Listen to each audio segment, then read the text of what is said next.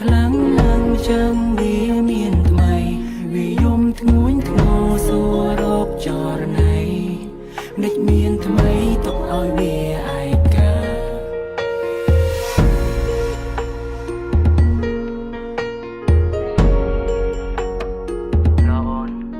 បងកុំភ្លេចស្អែកយើងជួបគ្នា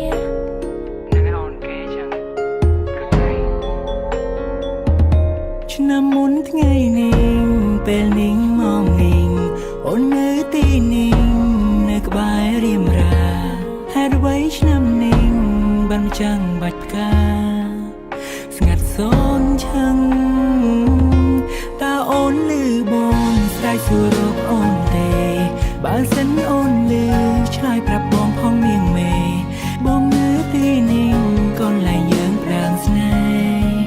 ហ៍យើងទាំងពីរមានគេប្រាប់ថាអូននៅក្បែរអ្នកថ្មីបាច់ផ្កាបាត់មួយចាំងត្រូវបានជ្រុំដល់ដីបងលឺដូចនោះគ្មានពាក្យអ្វីត្រូវស្ដីបានត្រឹមហួចចិត្តនឹងចរណៃកាលពីសើមិញអូនបានប្រាប់បងថានឹងនៅក្បែរបងថ្ងៃយើងផ្ដើមស្នេហា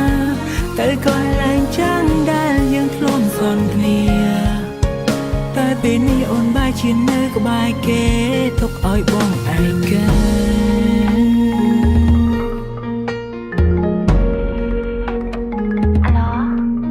ម៉ែឃើញអញមកចឹងអូយ៉ាងម៉េចខ្ញុំខកឆ្លាមលេខកូនទៅលឺពីអូនប្រាប់លៀនទឹកភ្នែកមួយតំណក់ក៏ធ្លាក់ដល់ដីកូនទៅលឺពីអូនប្រាប់លៀនបងស្ទើរក្អួតឈាមពីទៅពេទ្យតាំងថ្ងៃតែបេះដូងអូនសាំងពីអ្វីហេតុអ្វីអូនសែនព្រៃសៃស្រវាចាំយប់ការថ្មីបោះចោលការបងឆ្នាំនាងអិនណៃ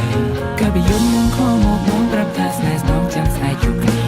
អត់ទាំងយំនៅឆ្នាំយល់សំបាននៅក្បែរអូនដឹកដៃពុំមាតែឥឡូវអូននៅក្បែរគេ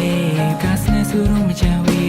ចំណាយស្ទើរតែមិនជឿប្រាប់ថាពុំមាពេលនេះមានគេប្រាប់ថាអូននៅក្បែរអ្នកថ្មី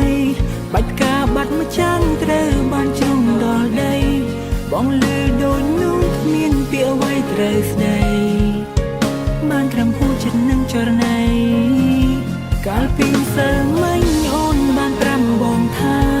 នឹងនៅក្បែរបងថ្ងៃយើងផ្ដើមស្នេហាទៅកន្លែងចាំងដែលយើងធ្លាប់សន្ទនាតែពេលនេះអូនបែរជានៅក្បែរគេទុកឲ្យបងឯកាអាខូចចិត្តឈឺឡើងក្រៀមស្វិតព្រួងតែរូបអូនខ្លួនធ្លាក់ដល់ដីត្រូវថ្ងៃស្រ